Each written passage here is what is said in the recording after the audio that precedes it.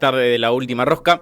Ayer conocíamos, justamente a raíz de la confirmación de la sentencia por parte de la Corte Suprema de Justicia de la Nación, la condena a uno de los responsables por la tragedia de Once. Estamos hablando de que Julio De Vido ha sido confirmado luego de las distintas instancias de apelaciones por parte del máximo tribunal argentino a cumplir esta condena de 4 años que le restan justamente por la muerte de las distintas víctimas en esta tragedia, que obviamente ha movilizado a los familiares a emitir sus opiniones. Hubo un comunicado que también estuvo circulando, así que nosotros queríamos tener la posibilidad de charlar con una de las víctimas que está en contacto con nosotros, que nos dio la posibilidad de tener unos minutos, así que la tenemos a través de videollamada a María Luján Rey. Ella es mamá de Lucas Menghini, víctima de la tragedia de Once.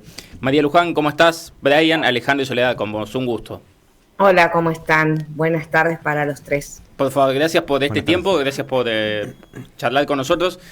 ¿Qué sentiste justamente al tener la confirmación de la sentencia por parte de la Corte de que uno de los responsables va a cumplir efectivamente su condena?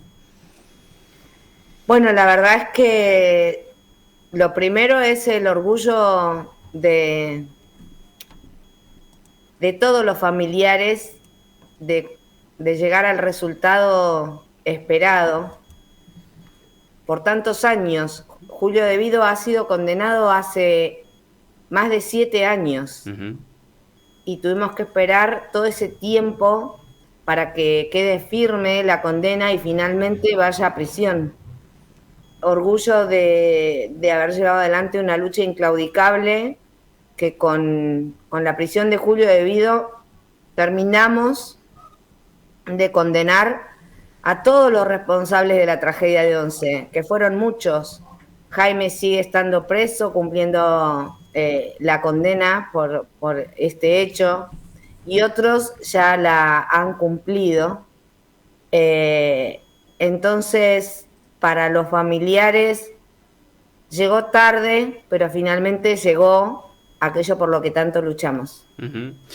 María Luján, justamente hoy más temprano escuchaba en una entrevista que daba otro de los familiares que la parte penal, si se quiere, ha corrido por una vía y la parte civil o resarcitoria de cada una de los familiares de las víctimas y de las víctimas ha ido por un camino distinto que hasta hoy no ha tenido una respuesta. ¿Ustedes cómo vienen en la vía civil y en la vía resarcitoria de ese juicio que, como vos decís, ya lleva más de 10 años? Vamos a cumplir 14 años el 22 de febrero próximo y las víctimas de la tragedia de Once no han recibido nunca ningún tipo de reparación. Es una paradoja porque es la única causa que en el ámbito penal ha llegado a la mayor instancia, es decir, ha logrado las condenas ratificadas por la Corte Suprema. Hemos logrado demostrar la responsabilidad de cada uno de los funcionarios del Estado Nacional que nos ocasionaron semejante daño. Sin embargo, las demandas civiles nunca avanzaron. Y otro camino que hemos visto se recorre en este país es una reparación a través de una ley sancionada por el Congreso Nacional. Esto se ha hecho para reparar a las víctimas de Río Tercero, de la Embajada de Israel, de la AMIA, de Cromañón y hasta las de Lara San Juan. Causas que muchas no han tenido una resolución en la justicia penal. La única causa que no tuvo una ley reparatoria para sus víctimas es precisamente la tragedia de Once, la única que condenó a todos los responsables. María Luján, buenas tardes, Alejandro le saluda. Ayer hubo un accidente en Liniers también de trenes, afortunadamente fue eso nada más y con algunos heridos. Desde la óptica de alguien que ha vivido de cerca esta clase de sucesos, ¿qué sensaciones tuvo? Horrible. La verdad es que todos los familiares revivimos esa mañana del 22 de febrero del 2012, donde la información al principio era confusa, donde no se sabía bien qué había sucedido, donde también se hablaba de que no había víctimas, después aparecieron heridos, después había heridos graves, después había 2 víctimas fatales, después fueron 10, 20, terminamos con un saldo de 52 víctimas fatales y más de 800 heridos. Entonces, en el primer momento se nos heló la sangre ver ese escenario, ver las ambulancias. Afortunadamente llevó tranquilidad la palabra del doctor Crescenti, dando un parte e informando que solo había heridos leves, y otra vez agradeciendo a la buena fortuna, cosa que entendemos no debe seguir así. Uno no tiene que depender de la suerte al momento de subirse a un tren. Y esto nos demuestra que hay que seguir trabajando, que el hecho de haber comprado el material rodante después de la tragedia y a instancias de la lucha llevada adelante por los familiares no alcanzó, que el sistema ferroviario es mucho más que el tren con los vagones. Son las vías, son los cambios de vías, son los talleres, son el sistema de señalamiento, de frenado automático. Se necesita que nuestro país tenga una política en materia de ferroviaria que trascienda gobiernos, que se piense a futuro.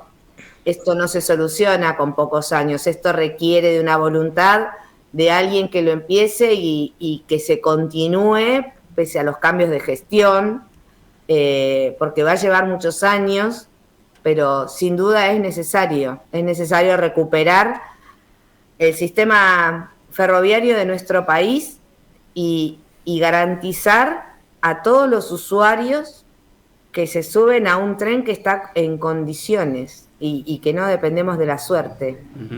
Justamente eso le quería preguntar, porque, bueno, a raíz de lo sucedido justamente ayer en Liniers, a muy poquitos metros está enterrada la máquina que empezó el soterramiento del tren Sarmiento, que avanzó apenas 7 kilómetros de los 15 o 20 que estaban pactados y se terminaron gastando más de 410 millones en una obra que está obviamente inconclusa. ¿Cree que la política no ha tomado en serio la cuestión del transporte y sobre todo la cuestión de seguridad de tren? Mira, la obra del soterramiento desde un inicio, digamos, estuvo mal. Compramos una tuneladora, esa que ahora vemos toda oxidada, que pagamos millones en su momento, y cuando llegó a nuestro país había que ponerle muchos millones más para que funcionara, es decir, ya arrancó mal.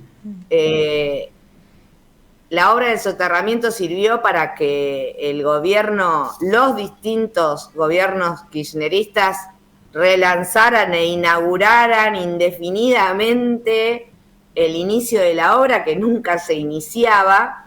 Hicieron el pozo y pusieron la tuneladora. Hubo una decisión de avanzar, se avanzó durante 7 kilómetros. Obviamente es lo que te decía, una obra de esta envergadura requiere de muchos recursos y nuestro país muchas veces no los tiene. Ahí quedó, ¿no? Y hoy sí, definitivamente es una obra que ya se declaró abandonada. Pero sí hay que pensar en alguna obra alternativa a futuro. El tren, en este caso el de la línea Sarmiento, como otros, corriendo a nivel de la tierra, genera muchos riesgos todos los días, porque los cruces a nivel permiten arrollamiento de personas o de vehículos que cruzan las barreras, limita la frecuencia de los trenes, porque si las vías estuvieran en condiciones para que los trenes vayan a más velocidad, que hoy no sucede, y pusiéramos más trenes sobre las vías para que la gente no tenga que viajar hacinada, los pasos a nivel, las barreras, no abrirían nunca. Entonces habría zonas de la ciudad que quedarían divididas por completo y no habría manera de pasar de un lado al otro de la vía. Claro. Por lo tanto, hay que buscar la alternativa. Y esto obviamente lleva a obras que requieren de mucho dinero y de años, pero fundamentalmente de planificación y de una política. María Luján, Soledad te saluda. Hola, Soledad. Bueno, recién mencionabas que con los familiares cómo recibieron la noticia y ¿cómo ves esto de que hoy Debido pida prisión domiciliaria? ¿Cómo lo ves? Bueno, me resulta obviamente normal porque lo hacen todos, porque es un derecho que le asiste y uno es respetuoso de la ley. Él tiene derecho a pedir lo que quiera. Así que está bien que lo pida.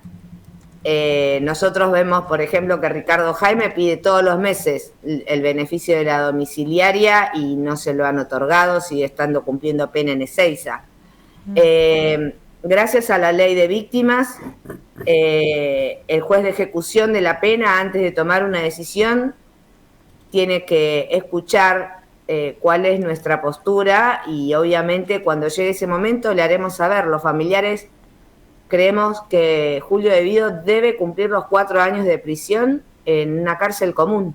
No hay justificativo para que así no sea, para que reciba ningún beneficio, atendiendo sobre todo a la gravedad de los hechos por los que fue condenado. Bien. Bueno, María Luján, obviamente agradecerle por este tiempo, por su testimonio. Nos resulta sumamente importante hablar con alguien que está en el tema, que ha pasado lastimosamente por esta situación y que entiende para dónde debería ir la solución, al menos en el largo plazo, de lo que tenga que ver con el sistema ferroviario y obviamente con las políticas que se tienen que llevar a cabo, porque ya hace varios años venimos jugando a esto que usted dijo, de la suerte al subir a cada uno de los medios de transporte de nuestro país. Bueno, muchísimas gracias a ustedes por esta comunicación. Por favor, un saludo enorme a la distancia. Gracias. Un abrazo. María Luján Rey dialoga con nosotros. Ella es mamá de Lucas Mengini, una de las víctimas de la tragedia de Once, justamente dialogando con nosotros luego de la confirmación de la condena de uno de los responsables por parte de la Corte Suprema de Justicia de la Nación, Julio Debido, que deberá cumplir los 4 años de condena que le quedan. Ya ha cumplido parcialmente otros 3. Y obviamente los familiares y las víctimas piden justamente el cumplimiento efectivo de la prisión, tal cual está haciendo Ricardo Jaime y otros tantos que estuvieran involucrados en esta causa. 18:57, vamos con la música y luego venimos. El resumen de este programa lo encontrás en nuestro canal de YouTube. Suscríbete y no te pierdas de nada. Búscanos. Estamos como Radio App 95.5.